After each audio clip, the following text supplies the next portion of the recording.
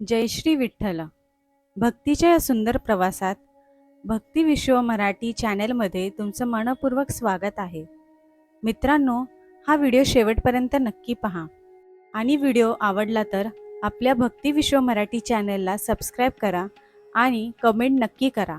तुमचा पाठिंबा आणि प्रेम आम्हाला अशाच सुंदर भक्तिमय कथा तुमच्यासाठी घेऊन येण्याची प्रेरणा देतो.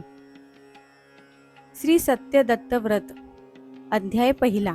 श्री दत्तात्रयांचे महात्म्य. श्री गणेशाय नमः. श्री गुरुदेव दत्त. एके दिवशी श्री वेदधर्म ऋषींचे शिष्य दीपक यांनी आपल्या गुरूंना नम्रपणे विचारले, गुरुदेव, मोठमोठे सिद्ध महात्मे ज्यांना वंदन करतात, ज्यांचे श्रेष्ठ चरित्र संत महात्मे नेहमी वर्णन करतात, असे श्री दत्तात्रेय कोण आहेत? यांचे महात्म्य मला सांगावे. शिष्याचा प्रश्न ऐकून श्री वेदधर्म ऋषी प्रसन्न झाले आणि म्हणाले, हे दीपका, तू खरोखर धन्य आहेस, कारण श्री दत्तात्रेयांचे महात्म्य ऐकण्याची इच्छा तुझ्या मनात निर्माण झाली आहे. योगीश्वर श्री दत्त प्रभूंचे पापनाशक आणि अत्यंत श्रेष्ठ असे महात्म्य मी तुला सांगतो. त्यांच्या सत्य दत्तव्रताचे श्रद्धेने पालन करणाऱ्या मनुष्याला सिद्धी आणि आध्यात्मिक कल्याण प्राप्त होते. त्याच काळात कलियुगाचा प्रभाव वाढला होता. हे जाणून शौनक ऋषीसह अनेक महर्षींनी स्वर्गलोकाच्या प्राप्तीसाठी दीर्घकाळ चालणारे यज्ञ सत्र सुरू केले होते. एके दिवशी सकाळची अग्निहोत्राची कर्मे पूर्ण झाल्यानंतर सर्व ऋषी पुराणांचे महान ज्ञाता असलेल्या सूत मुनींच्या जवळ गेले आणि आदराने म्हणाले, हे सूत मुनी, आपण सर्व शास्त्रांचे ज्ञाता आहात. आम्हाला सच्चिदानंद स्वरूप श्री दत्तात्रेयांचे महात्म्य सांगा. त्यांच्या भक्तांना अतुलनीय ऐश्वर्य, आनंद आणि आध्यात्मिक शांती प्राप्त होते असे आम्ही ऐकले आहे. त्यांच्या योग सामर्थ्याच्या कथा देखील आम्हाला ऐकायच्या आहेत. सूत मुनी म्हणाले, हे वेदांगामध्ये पारंगत असलेल्या ऋषींनो, श्री दत्तात्रेयांच्या कृपेने पूर्वी जसे ऐकले आहे तसे त्यांचे पवित्र महात्म्य मी तुम्हाला सांगतो. तुम्ही एकाग्र चित्ताने ऐका. वृक्ष नावाच्या कुलपर्वतावर ब्रह्मज्ञानाने श्रेष्ठ असलेले अत्री महर्षी आपल्या पत्नी अनुसया मातेसह गेले. त्यांच्या मनात एकच इच्छा होती, परमात्म्यासारखा तेजस्वी आणि दिव्य पुत्र प्राप्त व्हावा. अत्री मुनींनी अत्यंत कठोर तपश्चर्या सुरू केली. त्यांनी मन पूर्णपणे ताब्यात ठेवले आणि केवळ वायूचा आहार करून 100 वर्ष त्या परमतत्वाचे ध्यान केले. अत्री मुनींच्या या कठोर तपाने ब्रह्मदेव, श्री विष्णू आणि भगवान शंकर प्रसन्न झाले. तिन्ही देव त्यांच्या आश्रमात प्रकट झाले. प्रत्येक देव आपल्या दिव्य चिन्हासह अत्री मुनींसमोर उभा राहिला. ते म्हणाले, हे अत्री ऋषी, तुझा संकल्प सत्य आहे.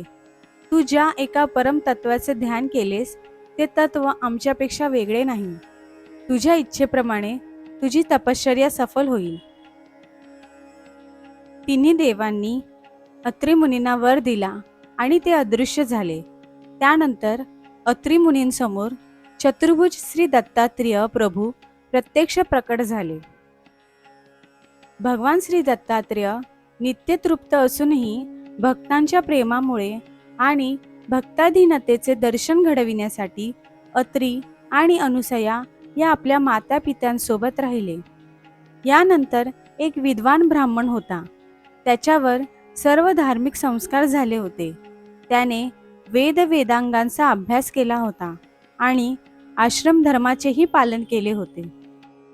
त्याच्याकडे विवेक, वैराग्य आणि आध्यात्मिक साधनेसाठी आवश्यक असलेली अनेक साधने होती. शास्त्रांचे मोठ्या प्रमाणावर श्रवण करूनही त्याच्या मनाला खरी शांती मिळत नव्हती.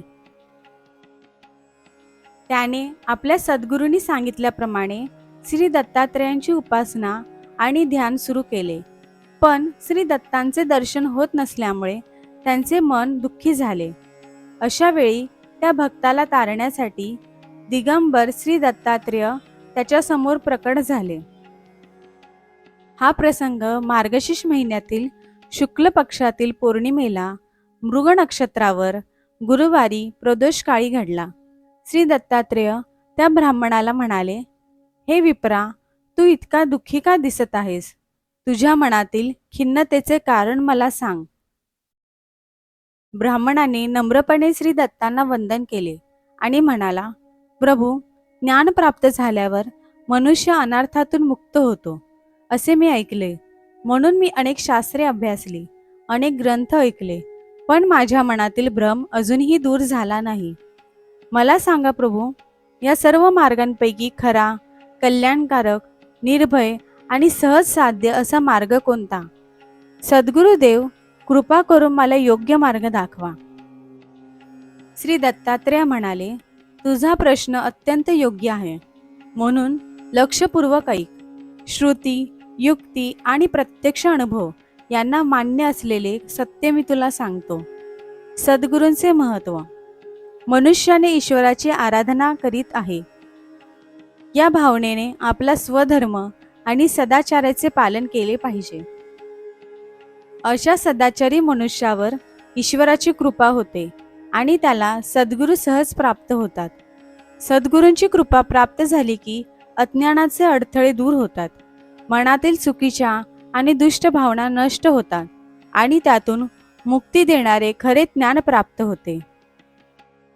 मीच सत्य आहे, मी सत्याचा आधार आहे, मी सत्याचे स्वरूप आहे, हे सत्य तू निश्चयपूर्वक जाण.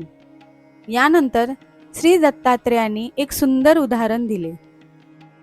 जसे काही लोक हत्तीच्या वेगवेगळ्या अवयवांना स्पर्श करून हत्ती असा आहे असे आपापले मत सांगतात आणि त्यावरून एकमेकांशी वाद घालतात. त्याचप्रमाणे अल्पज्ञान असलेले लोक शास्त्रांच्या वेगवेगळ्या मतांमध्ये अडकून वाद घालत राहतात, परंतु सत्य एकच आहे. म्हणून माझ्या उपदेशातील तत्व समजून घे. उपनिषदांनी मान्य केलेल्या त्या परमसत्याचे चिंतन करीत राहा. त्यातून तुला आत्मज्ञान प्राप्त होईल आणि तू मुक्त होऊन कृतार्थ होशील. अशा प्रकारे भगवान श्री दत्तात्रेयांनी त्या ब्राह्मणाला सत्यज्ञानाचा मार्ग दाखवला. या पहिल्या अध्यायातून एक अत्यंत सुंदर संदेश मिळतो. फक्त अनेक शास्त्रे वाचणे किंवा ऐकणे पुरेसे नाही, त्या ज्ञानाचे तत्व समजून घेणे आवश्यक आहे. स्वधर्माचे पालन, सदाचार, ईश्वर भक्ती आणि सद्गुरूंची कृपा यामुळे अज्ञानाचा नाश होतो आणि आत्मज्ञानाचा मार्ग खुला होतो.